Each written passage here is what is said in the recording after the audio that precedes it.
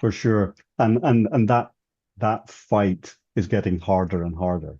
I Yeah. mean, especially as now, and we can maybe flick through some of the slides, but especially as now, if you think in the US alone last year, the growing volume of ACH payments, right? This is a perfect infographic to talk about this, right? So last year, do you know how many ACH payments were processed in the US? No idea. Over 32 billion. Okay, 32 billion ACH payments. I think to the tune of something like over $80 trillion worth of payments were made last year. $80 trillion through the ACH scheme. Now, a lot of supplier payments are made through ACH. Um, it comes through different cycles, two, three cycles during the day. Um, it's a reliable payment type. But this account-to-account payment growth, we're seeing this globally as well. In different countries, we're seeing actually regulators encouraging the move from the card rails onto the account-to-account payment rails within different countries. So in the UK, for example, we have what we call faster payments. We've got in Europe with SEPA, the single euro processing area, they're now implementing instant payments.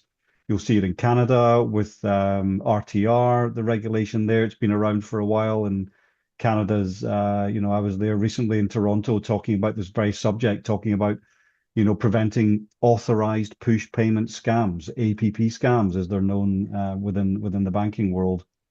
Um, because this is a global issue. This is what we're talking about today, Chad, is it's not just for suppliers, it's for um, everybody has to be really, really educated to a level to be able to identify the tips and the tricks and what do they do, what do fraudsters, well, how are they using it?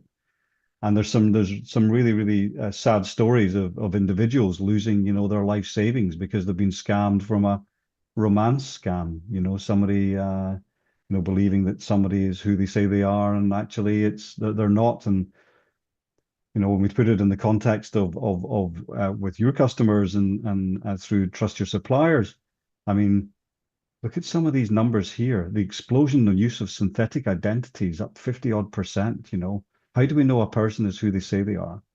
You know? And that's getting more and more difficult. And then we look at the real-time payments, digital payments volume, we're seeing 200 odd percent growth in account-to-account payments.